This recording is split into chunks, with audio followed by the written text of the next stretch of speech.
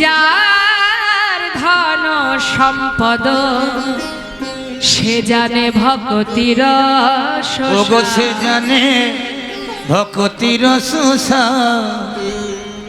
শাস্ত্রী বৈষ্ণব মহাজন বললেন শ্রী গৌরাঙ্গের দুটি পদ যার ধন সম্পদ সে জানে ভক্তি রসসার। সম্পদ কাকে ভাবতে বলছে? গৌর হরির যুগল চরণকে। এই যুগল চরণকে যে সম্পদ মনে করতে পেরেছে একমাত্র সেই জানে ভক্তি রাজ্যটি কেমন, ভক্তি সম্পদটি কেমন।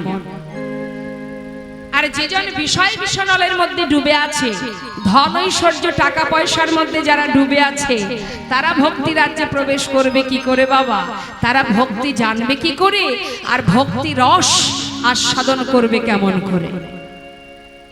সর্বক্ষণ মারামারি হানাহানি কাটাকাটি এর পিছনে ছুটতে ছুটতে নিজে কিসে ধনী হব, নিজে কিসে সুখে থাকব, নিজে কি করে উন্নতি করব, যারা এর মধ্যে থাকবে তারা ভক্তি জগতে প্রবেশ করতে পারবে না। তারা ইহজগতের সম্পদকে নিজের মনে করে এর পিছনে ছুটে বেড়াচ্ছে, গোনা দিন তার ফুরিয়ে যাচ্ছে। কিন্তু সময় তো বসে থাকবে না বাবা, সময় কখনো বসে থাকে না মা। সময়ের সাথে সাথে কিন্তু আমাদেরও ফিরে যাওয়ার সময় চলে আসছে। शास्त्री वैष्णव महाजन बोललेन तुम कहां से आए हो और जाओगी कहां, इतना दिल विचार में बस हो गया भजन। একবার নিজেকে জিজ্ঞাসা করো তুমি কে, কি তোমার পরিচয়, তুমি এসেছো কোথা থেকে, যাবে কোথায়। এটাই হচ্ছে তোমার ভজনের পথ। 84 লক্ষ জনি ভ্রমণ, জলজা নবলাক্ষানি স্থাবরা বিংশতি, ক্রিমিয়া রুদ্র সংখ্যা পক্ষিণং 10 লক্ষ কম, 30 লক্ষানি পশুবানশ্চ 24 লক্ষানি মানবা। দেখুন আমাদের এই মানব দেহটা আমরা কত কষ্ট করে তবেই পেয়েছি, কত সাধনা করেছি, কত কুলে জন্ম পেয়েছি, কত আঘাত কত যন্ত্রণা সহ্য করেছি, তারপরে এই সুন্দর মানব দেহটা পেয়েছি। একদিনে সাধনার ধন নয়, একদিনে ভগবান আমাদের এই দেহটা দেননি, এই দেহ সম্পদটা দিয়েছেন 84 লক্ষ জনি ভ্রমণ করেছি তারপর। হরিবল হরিবল। তাই 84 লক্ষ জনের মধ্যে কোন কোন কুলে কত জনম পেয়েছি শুনুন কি বলছে। এই সাউন্ডটা একটু বাড়ান তো। শাস্ত্রে বললেন জলজা নবলাক্ষানি, মানে জলের মধ্যে যত প্রাণী আছে সেই প্রাণী হয়ে জন্ম নিয়েছি 9 লক্ষ বার। গুনবেন সবাই, 9 লক্ষ জলজ প্রাণী, যত যত প্রাণী আছে জলের মধ্যে প্রত্যেকটা জন্ম আমরা পেয়েছি 9 লক্ষ বার জন্ম পেয়েছি, আবার চলে গেছি। আর এই জলজ প্রাণীর মধ্যে শেষ জন্ম কোনটি না, শঙ্খ জন্ম। যেদিন আমরা শঙ্খ কুলে জন্মে পেলাম, হরিবল হরিবল, যেদিন সেই শঙ্খ গোবিন্দ সেবায় বেজে উঠিল, সেদিন হতে জলজ প্রাণী থেকে সবাই মুক্তি পেলাম। তাহলে বাবা 9 লক্ষ বার এত কষ্ট করলাম, তারপরে কি মানব দেহ পেলাম না, তারপর পাঠিয়ে দিল গুল্মকুলে স্থাবরা বিংশতি। স্থাবর অস্থাবর অর্থাৎ বৃক্ষকুল, বৃক্ষকুলে জন্ম পেলাম 20 লক্ষ বার। এবার 20 লক্ষ জন্মের মধ্যে শেষ জন্ম হলো তুলসী জন্ম। যেদিন সবাই তুলসী বৃক্ষ হয়ে জন্মে পেলাম, যেদিন সেই তুলসী পত্র গোবিন্দের চরণে নিবেদন করিল, যেদিন ভোগের থালায় তুলসী দিয়ে হা গোবিন্দায় নম বলে নিবেদন হলো, সেদিন থেকেই আমরা মুক্তি পেলাম। আহা, বৃক্ষকুল থেকেই কিন্তু পাইনি মানব জন্ম, সেখান থেকে পাঠিয়ে দিল আমাদের কৃমি কীট কুলে। 11 লক্ষ বার হলাম কৃমিকীট, তার মধ্যে শেষ জন্ম হলো বজ্রকীট, যেটা নারায়ণ শিলার মধ্যে থাকে। তাতেও ক্ষমা হলো না মা, তাতেও পেলাম না দেহ, সেখান থেকে পাঠিয়ে দিল পক্ষী কুলে। পক্ষী নগে 10 লক্ষ কম। দেখুন কত সাধনার দেহ আমাদের এটা, কত সাধনা করেছি তারপর পেয়েছি দেহটা। পাঠিয়ে দিল পাখি কুলে। কত জনম? 10 লক্ষ বার। এর মধ্যে শেষ জন্ম হলো ময়ূর জন্ম। যেদিন ময়ূরের পুচ্ছ গোবিন্দের শিরে উঠিল, হরি বল হরি বল। যেদিন ময়ূরের পাখা তৈরি করে গোবিন্দের সেবা দিল, সেই দিন থেকে আমরা ওই পক্ষী কুল হতে মুক্তি পেলাম। তাতেও পেলাম না মানব দেহ, আবার পাঠিয়ে দিল পশুকুলে। 30 লক্ষানি পশু মানুষ্য। 30 লক্ষ বার পশু হলাম। এই পশুর মধ্যে বাঘ হলাম, হাতি হলাম, ঘোড়া হলাম, কতগুলি জন্ম পেলাম বাবা। কুকুর হলাম, বিড়াল হলাম, অবশেষে জন্মে পেলাম গাভী কুলে। হরি বল হরি বল। যেদিন গাভীর দুগ্ধটাকে দহন করে, যেদিন ক্ষীর স্বর্ণবনে তৈরি হলো, হরি বল হরি বল। যেদিন সেই ক্ষীর স্বর্ণবনে গোবিন্দের সেবায় দিল, হে প্রভু কৃপা করে গ্রহণ করো বলে,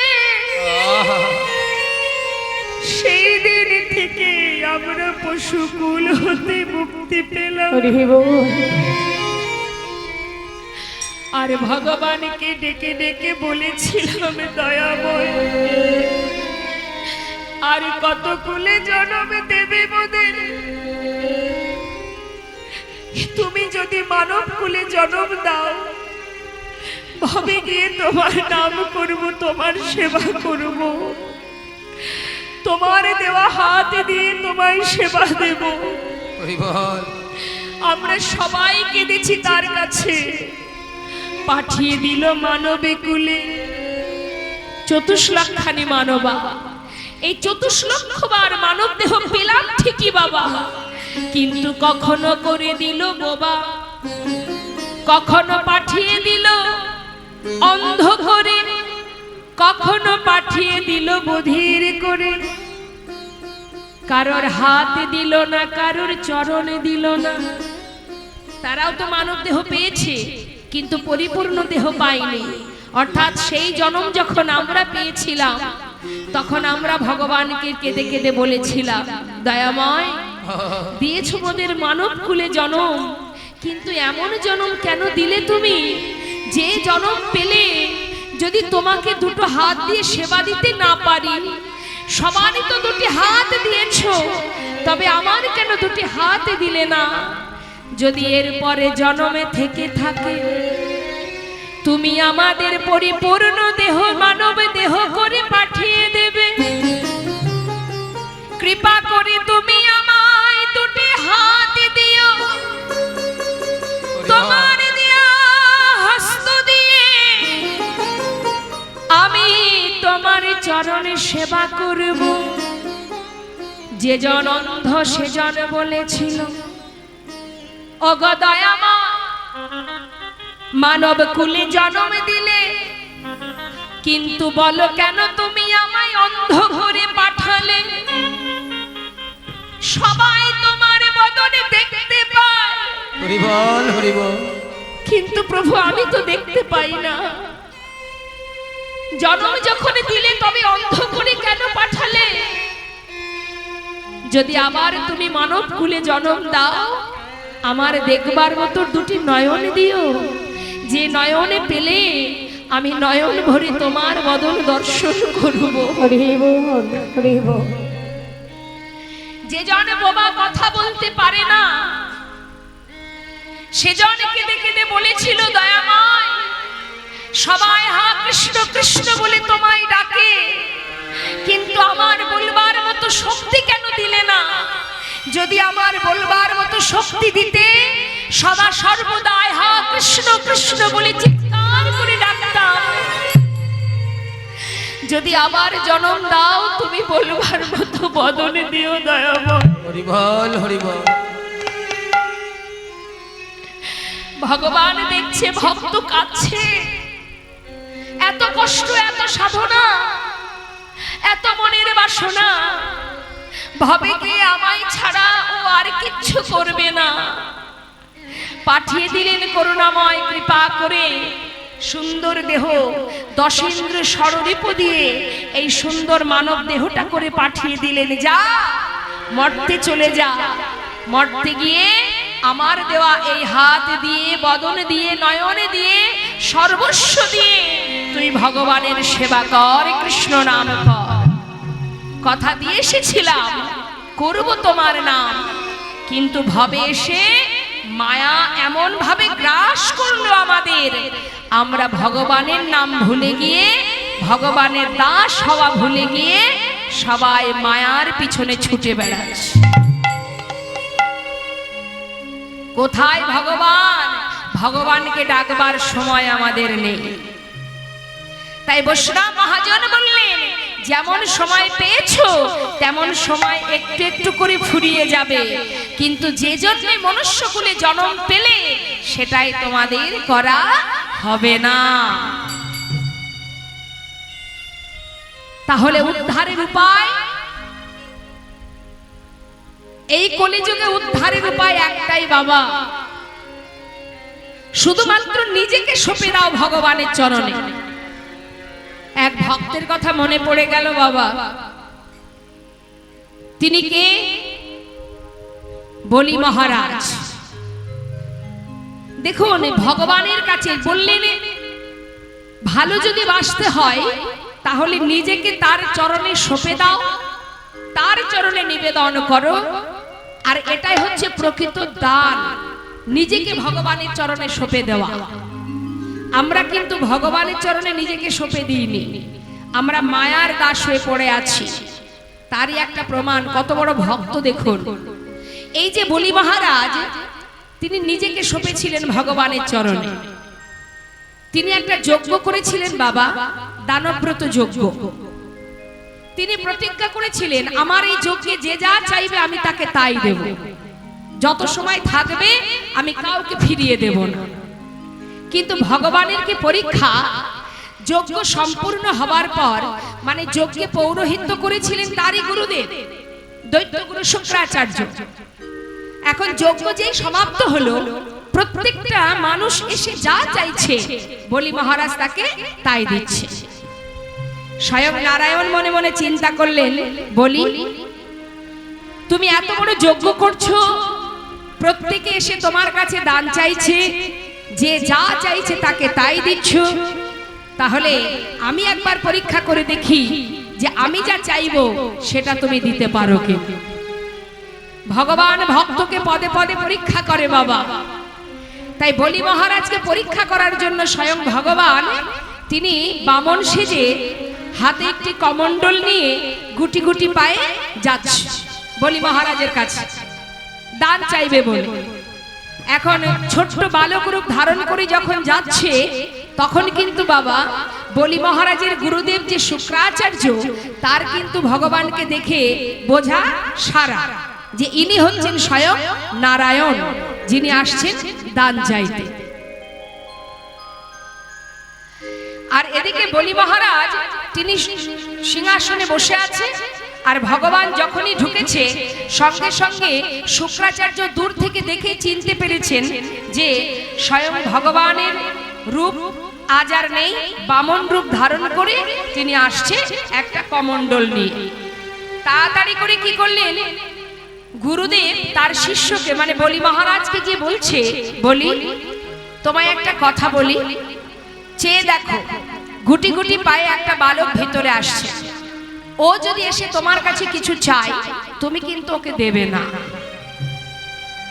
বলি মহারাজ বলছে, গুরুদেব এ আপনি কি বলছেন?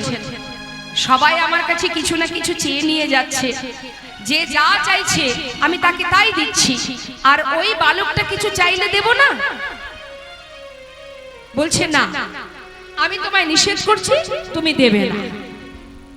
করজোড়ে বললেন, গুরুদেব, এতদিন আপনার কোনো কথা আমি অমান্য করিনি, কিন্তু আজকের কথা আমি রাখতে পারবো না, কারণ আমি প্রতিজ্ঞাবদ্ধ, আমার কাছে যে যা চাইবে, যত সময় আমার থাকবে, আমি দান করব।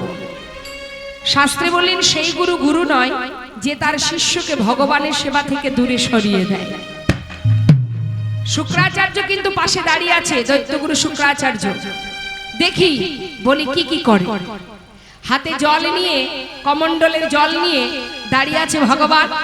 এমন সময় ভগবান ছলনা করে বলছে, মহারাজ, প্রত্যেকে যেভাবে আপনার কাছ থেকে দান নিচ্ছে, আমার একটু নিয়ম আছে। কি নিয়ম?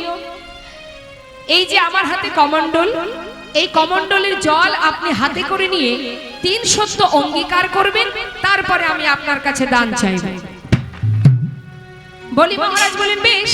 যেই না হাত বাড়িয়েছে বাবা, আর এদিকে ভগবানের সেই বামন রূপ দেখে বলি মহারাজের স্ত্রী বৃন্দাবলী, তার মনে মনে বাসনা জেগেছে। কি বাসনা?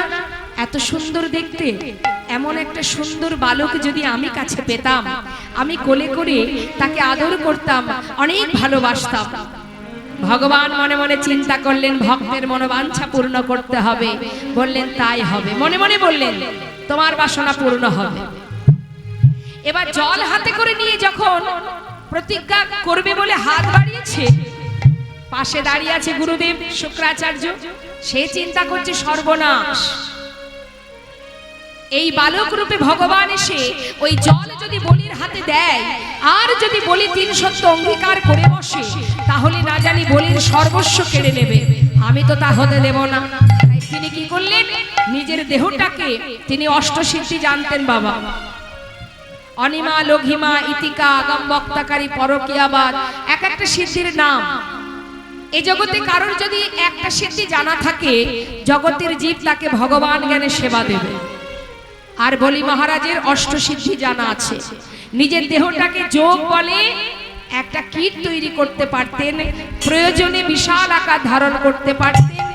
আবার কোনো ব্যক্তি ছদ্মবেশে আসলে তাকে কিন্তু দেখে চিনতে পারতেন যে ব্যক্তিটি কে।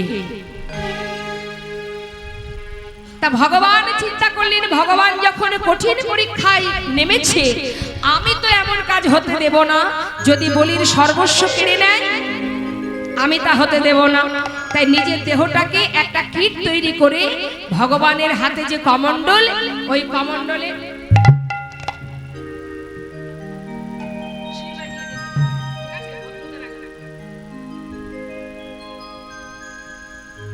কমণ্ডলের যে নলের মুখে, সেখানে গিয়ে বাধা সৃষ্টি করলেন।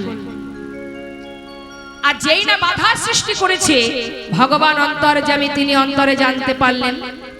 মনে মনে চিন্তা করলেন, বলি তোরই গুরুদেব তোরই সেবা কাজে বাধা দিচ্ছে, কিন্তু ও জানে না যে আমি স্বয়ং ভগবান। আজ আমারই কাজে সে যখন বাধা সৃষ্টি করলো, আজ তোর হাত দিয়ে তোর গুরুদেবের উপযুক্ত শিক্ষা আমি দেব। ছলনা করে বলছে ভগবান, মহারাজ, আমার এই কমণ্ডলটা বেশ কিছুদিন হয়েছে ব্যবহার করা পড়েনি।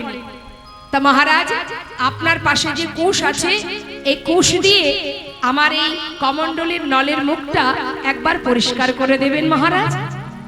বলি মহারাজ তো অত শত জানে না বাবা। যেই না বলেছে, কুশ নিয়ে যখনই আঘাত করতে যাবে, ভগবান সুদর্শন চক্রকে স্মরণ করলেন, আর সেই সুদর্শন চক্র কুশের আগায় বিঁধে গেল। আর যেই না কুশ দিয়ে আঘাত করলেন, গুরুদেবের একটা চোখ অন্ধ হয়ে গেল। সঙ্গে সঙ্গে যন্ত্রণায় ছটফট করতে করতে বাধা থেকে সরে গেলেন গুরুদেব। হাতে জল নিয়ে 3 সত্য অঙ্গীকার করলেন, তুমি যা চাইবে আমি তোমাকে তাই দেব। আর এদিকে কি হলো মা? 3 সত্য অঙ্গীকার করার পর ভগবান চেয়ে বসলেন। কি বললেন? আমার ত্রিপাদ ভূমি চাই। ত্রিপাদ ভূমি এইটুকু? বালক, আমার তো কিছুর অভাব নেই, তুমি আরো কিছু চাও, মাত্র ত্রিপাদ ভূমি কেন নেবে? হরি বল। ভগবান ছলনা করে বলছে, মহারাজ আমি বসে বসে একটু সাধন ভজন করব, তার জন্য ত্রিপাদ ভূমি হলেই যথেষ্ট, তার বেশি আমি কিছু চাই না। ঠিক আছে, তাহলে রাখো তোমার চরণ, নিয়ে নাও ত্রিপাদ ভূমি। সঙ্গে সঙ্গে ভগবান একটা চরণ রাখলেন মর্তে, আরেকটি চরণ রাখলেন স্বর্গে। আর যেই না দুটো চরণ রাখবা মাত্র সর্বস্ব নিয়েছে বাবা, সঙ্গে সঙ্গে তার স্ত্রী বৃন্দাবলী বলে উঠলেন, ওরে দুষ্টু বালক, এমন কঠিন তো হৃদয়, তোর মতো সন্তানকে যদি কাছে পেতাম, আমার স্তন দুগ্ধে বিষ মিশিয়ে আমি তোকে পান করিয়ে মেরে ফেলতাম। ভগবান অন্তরে জানতে পারলেন যে বৃন্দাবলীর মনে এই বাসনা, মনে মনে বললেন, বেশ তাই হবে। পরের জন্মে হয়েছিল পুতনা, কোলে করে আদরও করেছিল, আবার স্তন দুগ্ধে বিষ মিশিয়ে পান করিয়েছিলেন। আর এদিকে কি হলো বাবা? সিংহাসনে বসে বসে বলি মহারাজ জিজ্ঞাসা করছে, তুমি কে বালক? তোমাকে তো চিনতে পারছি না, এমন বালক রূপ ধারণ করে এসেছো, কিন্তু মাত্র দুটো চরণ রাখবা মাত্রই সর্বস্ব নিলে তুমি, তুমি কে? তোমার আসল রূপটা একবার দেখাও। ভগবান ছলনা করে বলছে, মহারাজ মাত্র দুটো চরণ রেখেছি, আর একটা চরণ রাখবো কোথায়? জায়গা দিন। বলি মহারাজ মনে মনে চিন্তা করলেন, এ তো সাধারণ বালক নয়, যে কিনা দুটো চরণ রাখবা মাত্র সর্বস্ব নিয়েছে। বেশ, ভগবানের থেকে ভক্ত বেশি চতুর হয় বাবা। বলে উঠলেন, ঠিক আছে, আমি তোমাকে ত্রিপাদ ভূমি দেব, কিন্তু সাধারণত মানুষের দুটো চরণ হয়, তুমি যদি তৃতীয় চরণটা বাহির করে দেখাতে পারো, আমি তোমাকে ত্রিপাদ ভূমি দেব। সঙ্গে সঙ্গে ভগবান নাভি কমল থেকে একটা চরণ বাহির করলেন, আর যেই না বাহির করেছে, আর কে চিনতে ভুল হয় বাবা? সিংহাসন পরিত্যাগ করে ছুটতে ছুটতে প্রভুর কাছে এসে চরণটা জড়িয়ে ধরেছে, দয়াময়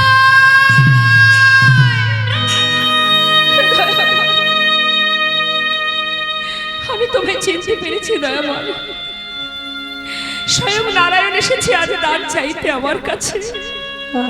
আজকের এই যজ্ঞ আমার সম্পূর্ণ হলো, আজকের এই যজ্ঞ আমার সার্থক হলো প্রভু, তুমি এসেছো দান চাইতে। কথা যখন আমি দিয়েছি তোমায় দান দেব, তবে তোমাকে আমি ত্রিপাদ ভূমি দেবই দেব।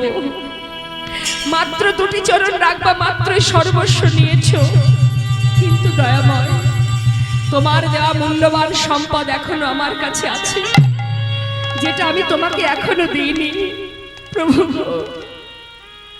তোমার দেয়া দেহ সম্পদ তো তোমারই দেওয়া, এই জগতের যা কিছু আছে সর্বস্ব দিলেও এই দেহটা তো এখনো আমি তোমায় দিইনি। তাই তোমার কাছে আমার একটা নিবেদন প্রভু, তোমার ওই তৃতীয় চরণখানি আমার মস্তকে রেখে, ও দয়াময় তোমার চরণে তলে আমার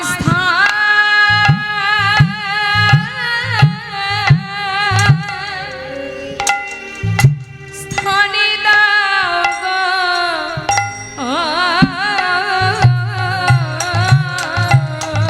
তোমার চরণ তলে হরিব আমার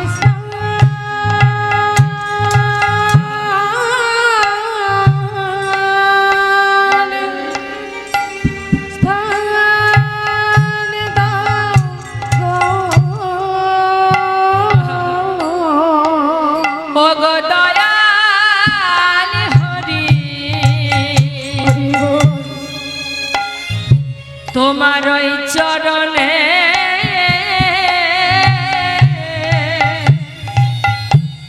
আমার স্থানে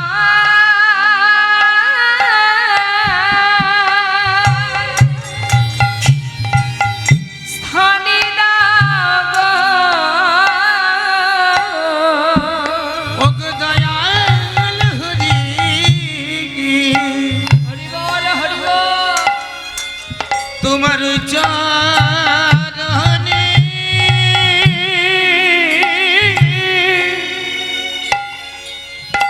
ওই চরণে ছাই দিও যেন চরণে ছাড়া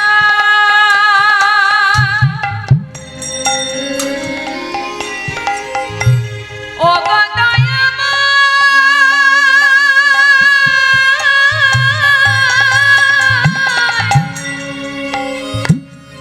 চরণে ছাড়া কোনো না গো,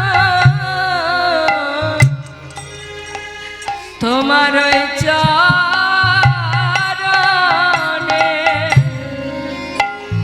আমার স্থান দাও গো। তোমার চরণ ছাড়া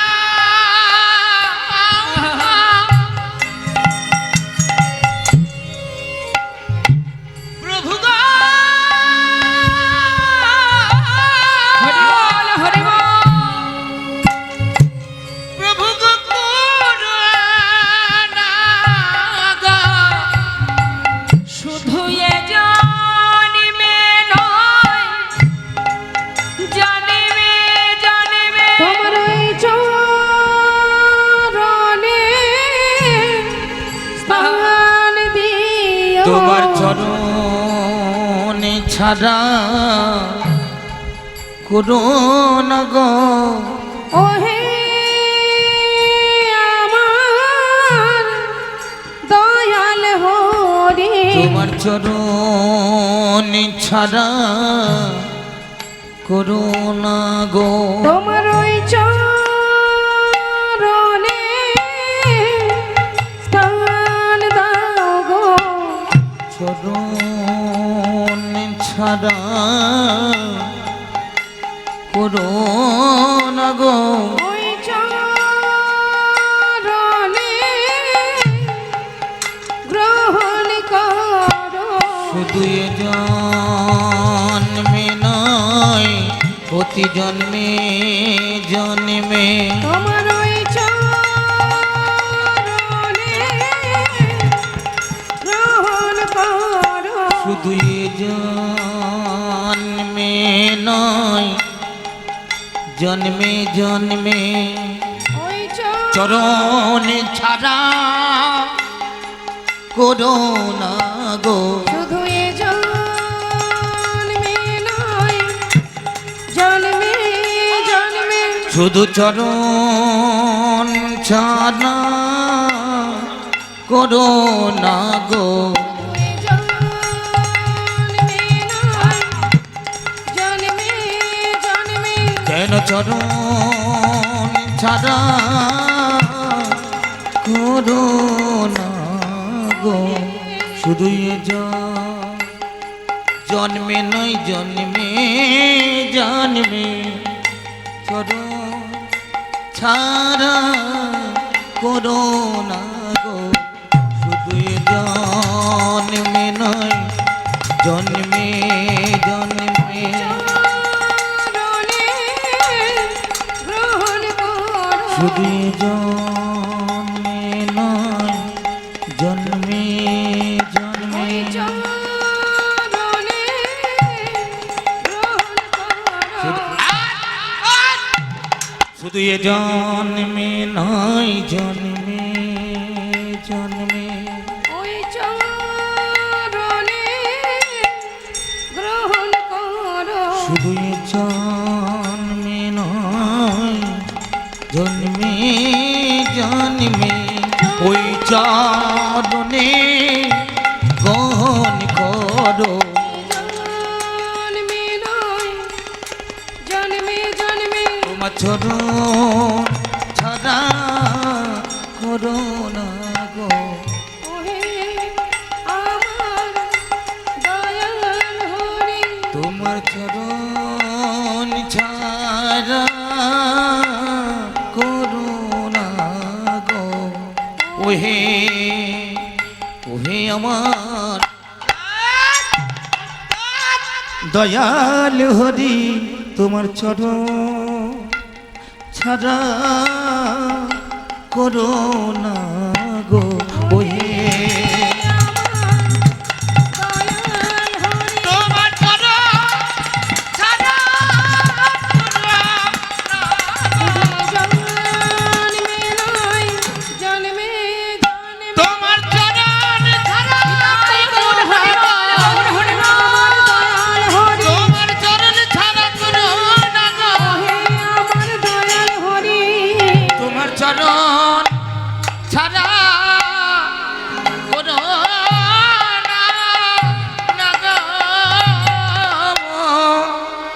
যদি নিজেকে সঁপে দিতে পারো গৌর চরণে, যদি বলতে পারো হা গৌর হরি, তুমি ছাড়া এ জগতে আমার আর কেহ না, তুমি আমার প্রভু আমি তোমার দাস, তোমার ওই চরণে আমায় গ্রহণে করো। হরি বল। যদি কোনো ভাগ্যবান ভাগ্যবতী সদ্গুরু চরণ আশ্রয় করে, মহাজন বললেন বেদ বিদ্যা দুহু কিছু নাহি জানত, সে যদি গৌরঙ্গ করে সার, ঠাকুর নয়ন আনন্দেতে ভনে, সেই তো সকলই জানে সর্বসিদ্ধি কর তলে তার। অর্থাৎ বললেন বিদ্যা বুদ্ধি যদি না থাকে তাতে কোনো দুঃখ নেই, তোমার বিদ্যা নেই বুদ্ধি নেই, কিন্তু তোমার মধ্যে যদি ভক্তি থাকে তার একটা প্রমাণ। বাবা একদিন এক শিষ্য গেছে গুরুগৃহে দীক্ষা নেবেন বলে, এখন গুরুদেব তাকে দীক্ষা মন্ত্র দান করে একটা ছোট ছোট্ট যে গীতাগুলো আমরা দেখি, ওই ছোট্ট গীতা তার হাতে দিয়েছে। এখন গীতাটা হাতে দিয়ে বলেছে শোনো ভক্ত, প্রতিদিন শুদ্ধ বসনে স্নান করে এক অধ্যায় করে গীতা পাঠ করবে। কিন্তু বাবা দুর্ভাগ্য এটাই, সে লেখাপড়া জানে না। তা গুরুদেব দিয়েছে বলে সেটাকে নিয়ে সে ঘরের মধ্যে ঠাকুর ঘরে সিংহাসনের উপরে রেখে দিয়েছে। কিন্তু বাবা গীতার উপরে যে ছবিটা আছে না মা, আমরা তো দেখতে পাই বাবা, ছবিটা কি থাকে না ভগবান কৃষ্ণ রথ চালাচ্ছেন, আর রথের উপরে বসে আছে ভক্ত কে? যুধিষ্ঠির। আহা হরি বল। অর্জুন বসে আছে আর রথ চালাচ্ছেন আমার গোবিন্দ, তাই না? এই ছবিটা প্রতিদিন ওই ভক্ত স্নান করে শুদ্ধ বসনে সে কিন্তু প্রতিদিন ওই ছবিটা দেখে। আর কি করে, ওই গীতার একটা একটা করে পৃষ্ঠা খুলে পড়বার চেষ্টা করে, কিন্তু পড়তে পারে না। তাই দেখে গ্রামবাসীরা অনেক সময় তাকে দেখে ব্যঙ্গ করে, তিরস্কার করে, দেখ দেখ যেন বড় পণ্ডিত হয়ে গেছে, লেখাপড়া জানে না, পড়তে জানে না, সে গীতা খুলে কি পড়ছে জানে না পড়তে, দেখলে যেন মনে হচ্ছে মস্ত বড় পণ্ডিত হয়ে গেছে। কিন্তু বাবা তাতে কিন্তু তার কোনো দুঃখ নেই, সে প্রতিদিন চেষ্টা করে পড়ার, আর ওই গীতার উপরে ছবিটা দেখে সে কখনো হাসে আবার কখনো কাঁদে। এমন সময় একদিন স্বপ্নের মধ্যে স্বয়ং ভগবানকে তিনি দর্শন পেলেন, আর দর্শন পাওয়ার পর ভগবান জিজ্ঞাসা করছে, ভক্ত তুমি তো লেখাপড়া জানো না, তোমার মধ্যে বিদ্যা বুদ্ধি নেই, কিন্তু প্রতিদিনই তুমি গীতা খুলে পড়বার চেষ্টা করো, আর গীতার উপরে ছবিটা দেখে তুমি হাসো আবার কাঁদো, কেন ভক্ত? কি বুঝেছো তুমি এই গীতার মর্ম? তখন সেই ভক্ত বলছে, দয়াময় হয়তো তুমি আমাকে বিদ্যা দাওনি, আমি পড়তে জানি না, কিন্তু প্রভু লেখাপড়া আমি পাইনি, আমার ভাগ্যে জোটেনি, কিন্তু দেখবার মতো নয়ন তো তুমি দিয়েছো, যে নয়নে জগৎ সবাইকে দেখা যায়। ও দয়াময়, গীতার উপরে যে ছবিটা আছে, তুমি অনন্ত কোটি বিশ্ব ব্রহ্মাণ্ডের মালিক, তুমি রথ চালাচ্ছ, আর সেই রথের উপরে বসে আছে তোমারই প্রিয় ভক্ত অর্জুন। তা আমি হাসি কেন জানো? তুমি তো রথ চালাচ্ছ, যিনি অনন্ত কোটি বিশ্ব ব্রহ্মাণ্ডের মালিক সর্বৈশ্বর্য পূর্ণ ভগবান, সে চালাচ্ছে রথ, তাই দেখে আমার হাসি পায়। আর আমি কাঁদি কেন জানো? অর্জুন কত বড় ভক্ত, যে কিনা রথে বসে আছে, আর সেই রথে চালাচ্ছ তুমি। অর্জুনের মতো ভক্ত এই জগতে কয়জনা হতে পারে? এমন ভক্ত কয়জনা হতে পারে? এটা দেখেই আমি বসে বসে কাঁদছি দয়াময়। তাছাড়া গীতার মধ্যে যে কি আছে সে তো আমি পড়তে জানি না দয়াময়। ভগবান বললেন, ভক্ত আর তোমাকে পড়তে হবে না, তুমি গীতার উপরে ছবিটা দেখে যে শিক্ষা অর্জন করেছো এতেই যথেষ্ট। আর লেখাপড়ার দরকার নেই। শাস্ত্রে বললেন বেদ বিদ্যাধু কিছু নাহি জানাতো, সে যদি গৌরঙ্গ করে সার ঠাকুর নয়নানন্দেতে ভনে, সেই তো সকলেই জানে সর্বসিদ্ধি করতলে তার। কিছুই জানতে লাগে না গো, আর কিছুই জানতে লাগে না গো, না না কিছুই জানতে লাগে না গো।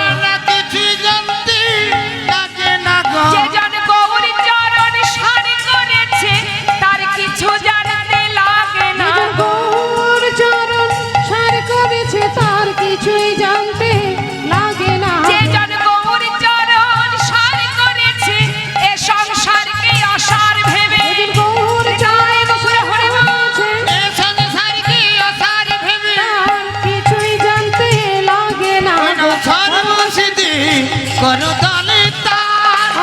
আর সর্বশেষে করতলে তার। তাহলে যে জন গৌর চরণকে সার করতে পারবে বাবা, এ জগতে তাকে আর কিছু করতে হবে না।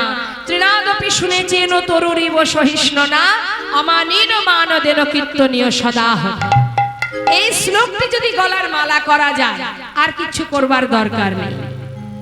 এই শ্লোকটা গলার মালা করতে হবে। বৈষ্ণবের স্বভাবটা কেমন হবে? বৈষ্ণবের স্বভাব হবে তৃণের ন্যায়, অর্থাৎ একটা দুর্বা ঘাসের উপর দিয়ে, এই যে মাঠে অনেক দুর্বা ঘাস হয়ে আছে, আমরা যখন তার উপর দিয়ে পদদলিত করি মানে মারিয়ে যাই, দুর্বা ঘাস কোনো প্রতিবাদ করে করে না, বরং মাথা নিচু করে। কিন্তু আপনি চলে যাবার পরে সে তো মাথা তোলে। শাস্ত্রে বললেন বৈষ্ণবের স্বভাব হবে তৃণের থেকেও নত, অর্থাৎ তৃণ ঘাস মানে তৃণ, সে যদিও বা মাথা তোলে তুমি তুলতে পারবে না, তার থেকেও তোমাকে নত হতে হবে। এমন হবে স্বভাব বৈষ্ণবে। আর কি তরুরিব সহিষ্ণ না, বৃক্ষের ন্যায়। একটা বৃক্ষ থেকে আমরা ডগা কেটে নিই, ফল ছিঁড়ে নিই, তারপরেও দেখবেন সেই জায়গা থেকে নতুন ডগা বাহির হয়, আবার সাধুগুরু বৈষ্ণবের সেবায় লাগে। অর্থাৎ বৃক্ষের ন্যায় তোমার মধ্যে সহিষ্ণুতা থাকতে হবে। আর এইগুলোরই আমাদের অভাব বাবা, তাই না? আছে এগুলো আমাদের, এইগুলোই নেই। আর কি বললেন? অমানির মানদেন, যাকে সবাই ঘৃণা করে তুমি তাকে সম্মান করবে। কীর্তনীয় সদা হরি, সর্বদাই ভগবত চিন্তা করবে। স্বয়ং মহাপ্রভু বলেছিলেন এই কথাটা কাকে? সরগোস্বামীর মধ্যে একজন গোস্বামী যার নাম রঘুনাথ দাস গোস্বামী। রঘুনাথ, এই শ্লোকটা যদি গলার মালা করতে পারো তুমি অতি শীঘ্রই গোবিন্দ চরণ পাদ পদ্ম লাভ করবে। এটাই হলো বৈষ্ণবের স্বভাব, সর্বদাই দীনতা প্রকাশ। তাই আজ দেখুন বললেন সর্বদাই দীনতা প্রকাশ করে যদি হরিনামকে সার করতে পারে কোন জীব, তার আর কিছু করতে হয় না।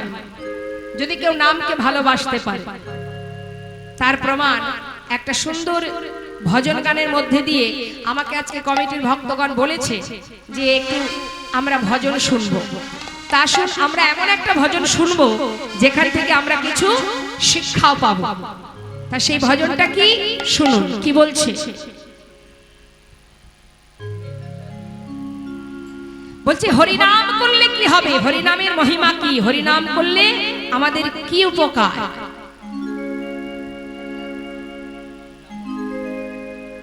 মায়েরা শুনছে কি বলছে শুনুন। হরিনামে বাসে হরিনামে বাসে হরিনাম বসে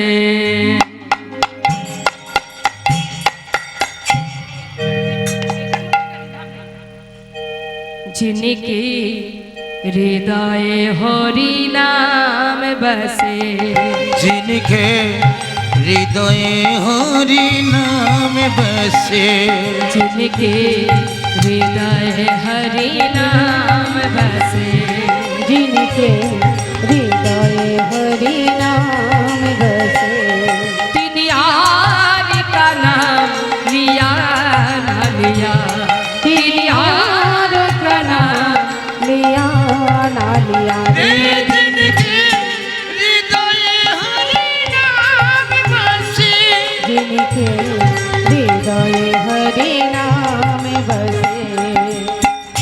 বললেন কথাটা? যিনি হৃদয়ে, মানে যার হৃদয়ে হরিনাম বাস করে, হরিনাম জপ হয়, তার আর কোনো মন্ত্র জপ করা লাগে না। এটা আমার কথা নয়, রাম ভক্ত তুলসীদাসের কথা। কি বলছেন? যিনি হৃদয়ে হরি নাম বাসে, তিনি অনিকা নাম লিয়া না লিয়া। কোনো দরকার নেই যদি মহামন্ত্র জপ করা যায়। কি বললি? এবার দৃষ্টান্ত দিচ্ছে, উদাহরণ কি? যিনি দ্বারে বাড়ি গঙ্গে বাহে,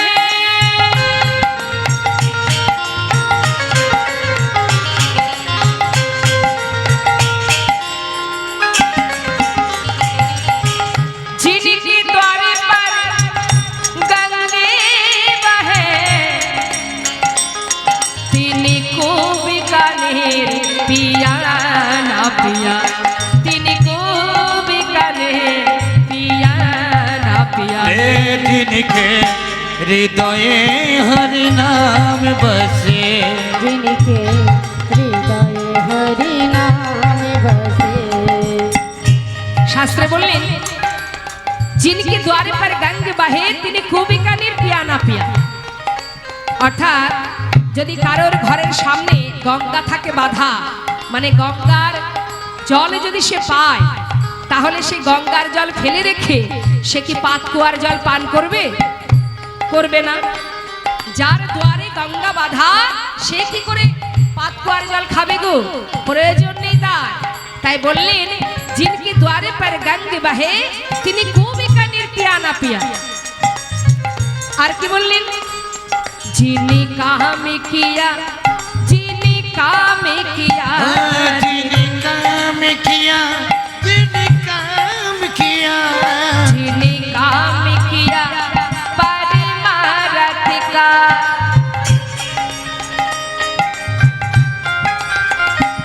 जिनी काम किया परमारथ का, तिनी हाथों से दान दिया ना दिया रे, जिनके हृदय हरि नाम बसे।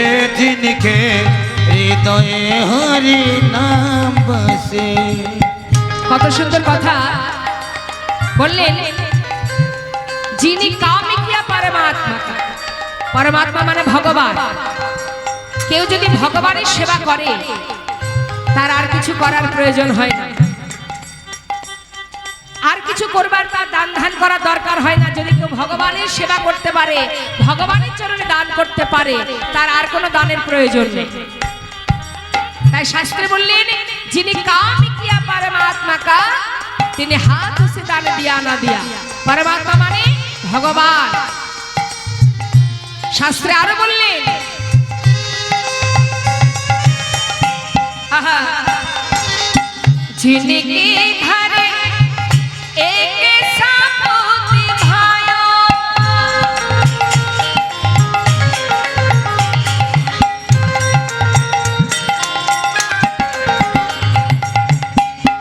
জেনে রাখুন বাবা,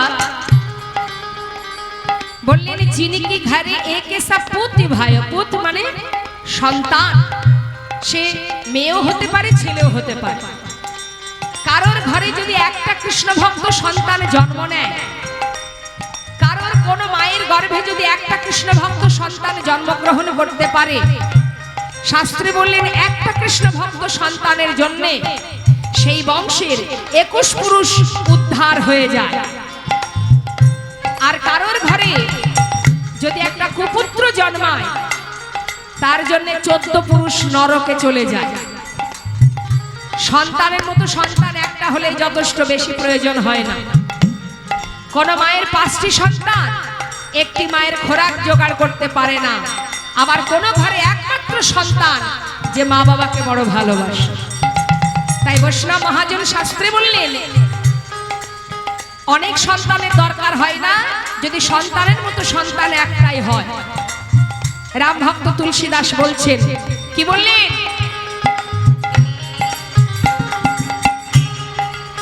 जिनके घरे एक सापुती भायो,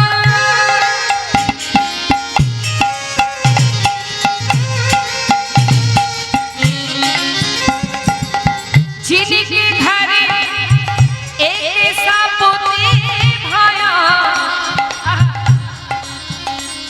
3 लाख का पोत भाया ना भाया लाख का पोत भाया ना भाया जिनके हृदय हरि नाम बसे হৃদয়ে হরি নাম বসে जिनके हृदय हरि नाम बसे আবার বললেন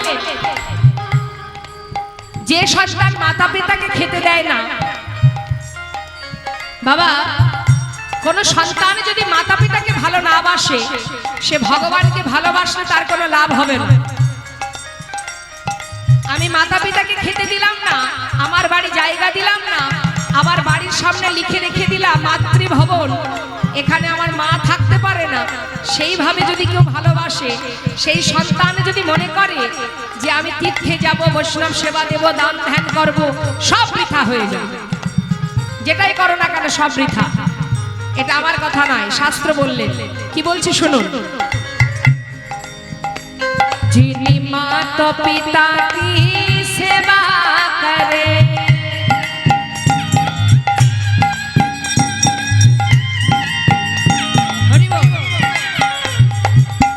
যিনি মাতা পিতা কি সেবা করে, মনে করুন বাবা তার যদি অর্থ না থাকে, সে যদি তীর্থে যেতে না পারে, সে যদি কোনো ব্রত করতে না পারে, সে যদি বৈষ্ণব সেবা দিতে না পারে, তাতে কোনো দুঃখ নেই যদি সে মা বাবাকে ভালোবাসতে পারে। শাস্ত্রে বললেন যিনি মাতা পিতা কি সেবা করে,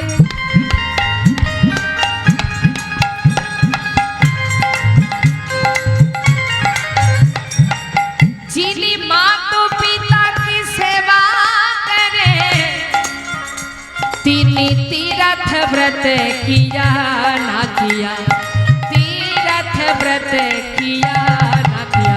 जिनके हृदय हरि नाम बसे जिनके हृदय हरि नाम बसे जिनके द्वारे पर गंगे बहे, तिनी को बीकानेर पिया ना पिया, जिनी कामी किया परमरति का, तिनी हाथों से दान दिया ना दिया।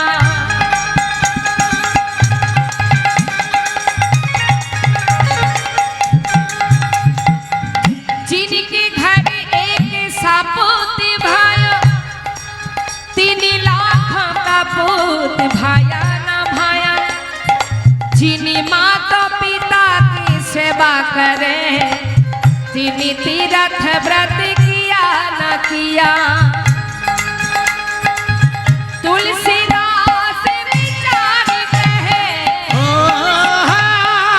तुलसीदास विचार कहे, तुलसीदास विचार कहे, तेरा दीपक ने किया ना किया। जिनके हृदय हरि हृदय हरि नाम बसे जिनके हृदय हरि नाम बसे हृदय हरि नाम बसे। জনিতায় জয় গো। তাই কৃষ্ণ ভক্ত যদি হতে হয় বাবা, হরি নামকে সার করতে হবে, আর নিজের মাতা পিতা গুরুজনকে সেবা করতে হবে, আত্মনিবেদন করতে হবে ভগবানের চরণে, আর বদলে হরি কথা কৃষ্ণ নাম হরি নাম গাইতে হবে। এটাই কলিহত জীবের কাজ। তাই আসুন, আজ শাস্ত্রে বললেন যদি কেউ হরি নাম গাইতে পারে, যদি শ্রবণ করতে পারে, তাতেই মঙ্গল। নাম শুনলেও মঙ্গল, নাম গাইলেও মঙ্গল। শাস্ত্রে বললেন যদি কেউ নাম শ্রবণ করে, মনে করুন সে গাইতে পারবে না, তার বলবার শক্তি নেই বাবা, কিন্তু সে শুনতে পারে, শাস্ত্রে বলে নাম শুনলেও মঙ্গল। তবে কি হবে তার?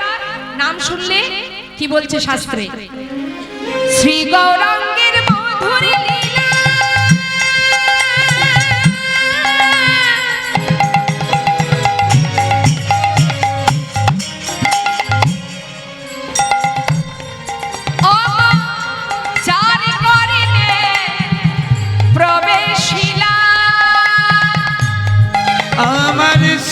গৌরাঙ্গের মধুর মধুর লীলা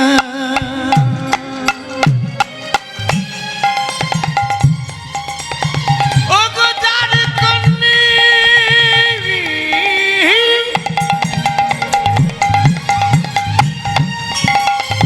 প্রবেশিলা। যদি কেউ হরিনাম শ্রবণ করে, যদি গাইতে না পারে, শুনলে মঙ্গল। কি মঙ্গল? হৃদয়নের মলভেলতা, হৃদয়নে মলভেলতা, হৃদয়নের মলভেলতা, ওই হৃদয়নে মলভেলতা অজ্ঞান ধার যাই গো দূরে, তার অজ্ঞান আধার যাই গো দূরে। যে জন হরিনাম শ্রবণ করে, ও তার অজ্ঞান ধার যাই গো দূরে। যে জন কৃষ্ণ না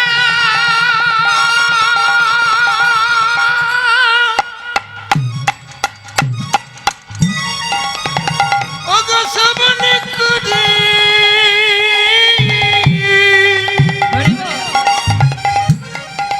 তার কিনা দেখো যাই গো দূরে। যে জন কৃষ্ণ না শ্রবণ করে, ও গো গুরু চরণে হৃদয়ে ধরে। কৃষ্ণ নাম শ্রবণ করে, গুরু চরণে গায়ে ধরে শ্রবণ করে, ওই না গুরু চরণে গায়ে ধরে কৃষ্ণ নাম শ্রবণ করে। তার কিনা যাই গো দূরে। হৃদয়নে মলভেলতা, ওই না হৃদয়নি মলভেলতায় হরিবল হরিবল। নাম শুনলে অজ্ঞানতার অন্ধকার দূরীভূত হয়। আর নাম যদি কেউ গাইতে পারে, শাস্ত্রে বললেন যে গৌরাঙ্গের নাম লয় তার হয় কৃষ্ণ প্রেমোদয়, প্রেমের উদয়। আর যদি নাম শুনতে পারে তাহলে তার অজ্ঞানতার অন্ধকার দূরীভূত হয়। তো আসুন, এত সময় আমরা গৌর কথায় ছিলাম, এবার যাব লীলা কথায়। তার আগে সবাই মিলে একবার যে মহাজনের পদাবলী আমরা শ্রবণ করছি তার চরণে প্রণাম জানাবো সবাই একসঙ্গে। শ্রী গৌরাঙ্গের ভক্তগণে নিত্য সিদ্ধ করি মনে, গৌরাঙ্গের ভক্তগণে নিত্য সিদ্ধ করি মনে। সে যায় ব্রজেন্দ্র সুত পাশ রে, সে যায় ব্রজেন্দ্র সুত পাশ রে। ওই না সে যাইব যেন্দু সুত পাশি রে, সে যাইব যেন্দু সুত পাশি রে, সে যাইব যেন্দু সুত পাশ। গৌরমণ্ডল ভোগে যে বাজানে চিন্তামণ, গৌরমণ্ডল ভজে বাজানে আমার গৌর মণ্ডল ভরিতে বাজানে চিন্তামণি তার হয় ব্রজধামে বাস রে। তার হয় ব্রজধামে বাস রে। তার হয় বুঝধামে বাসি রে, তার হয় বুঝধামে বাসি রে, তার হয় বুঝধামে বাস। গৃহেতে বনেতে থাকো হা গৌরাঙ্গ বলে ডাক, গৃহেতে বনেতে থাকো হা গৌরাঙ্গ বলে। তোমরা গৃহেতে বনেতে থাকো হা গৌরাঙ্গ বলে ডাকো। নরতম মাগে তার সঙ্গ, নরতম মাগে তার সঙ্গ। ওই দেখো নরতমে মাঝি তার সঙ্গ, নরতমে মাঝি তার সঙ্গ, নরতমে মাঝি তার সঙ্গ। জনিতা জয় গৌর। আমরা এত সময় গৌর কথা শ্রবণ করছিলাম, এবার আমরা সবাই চলে যাব শ্রীধাম নবদ্বীপ ধামে। প্রত্যেকে দুটি বাহু তুলে উলুধ্বনি হরিধ্বনি করে চলুন যাই নবদ্বীপ ধাম, আহা বৃন্দাবন ধাম। সবাই মিলে দুটি বাহু তুলে চলুন বৃন্দাবনে যাব, দুটি বাহু তুলে। মায়েদের এবার উলুধ্বনি উলুধ্বনি।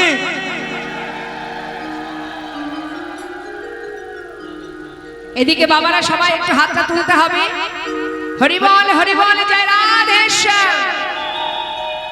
তা চলুন যাই বৃন্দাবনে, যেহেতু বৃন্দাবনে লীলা শ্রবণ করব।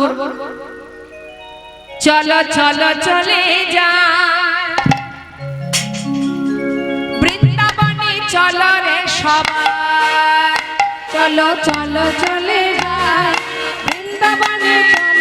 সবাই চলো চলো চলে যাই বৃন্দাবনে চলো রে সবাই চলো চলো চলে যাই বৃন্দাবনে চলো রে সবাই শ্রীমতীদের সাথে লয়ে শ্রীমতীদের সাথে লয়ে ঢলি খেলিছে কানায় চলো চলে যাই বৃন্দাবনে চলো রে সবাই চলো চলো চলে যাই বৃন্দাবনে চলো রে সবাই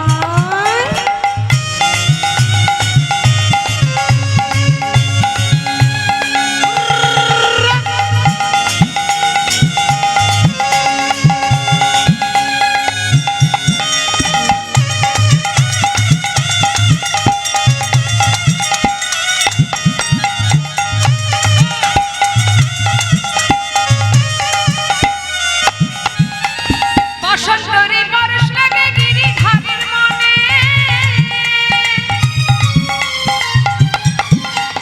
হাতের দাগে খেলে হরি রাধা রানীর সনে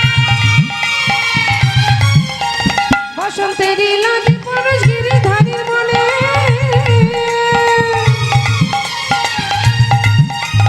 ভাগে ভাগে খেলে হোলি রাধা রানী শোনে রঙিন হলো কানুর রঙে রঙিন হলো কানুর রঙে আয়ানের ঘরণে তাই চলো চলে যাই চলো চলে যাই বৃন্দাবনে চলো রে সবাই চলো চলো চলে যাই বৃন্দাবনে চলো রে সবাই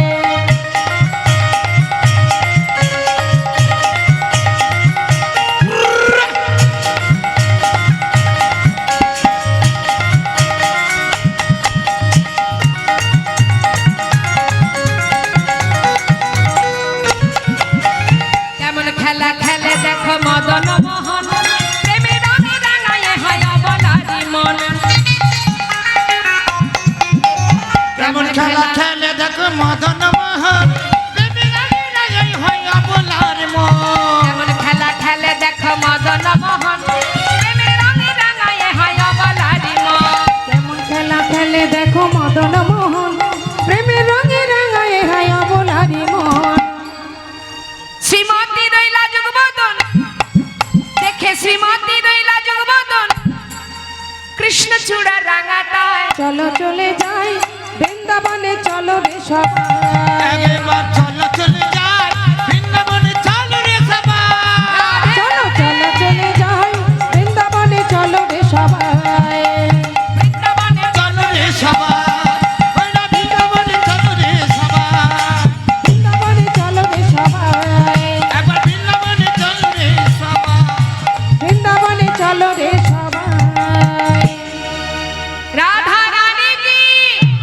वृंदावन धाम की बाके बिहारी लाल की राधेश्याम राधेश्याम